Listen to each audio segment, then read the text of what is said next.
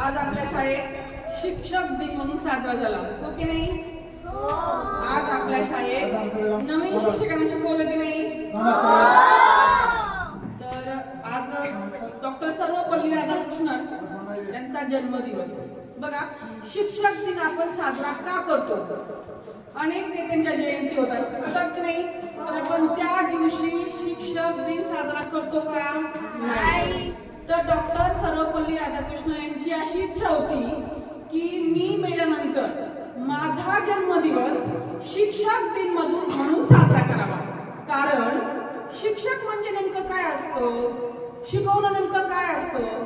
शिक्षकाची भूमिका काय असते? शिक्षकाची जबाबदारी काय असते? हा एक दिवसाचा अनुभव प्रत्येक विद्यार्थ्याला घेता यावा म्हणून माझा जन्मदिवस कोणतीही जयंती साजरी न करता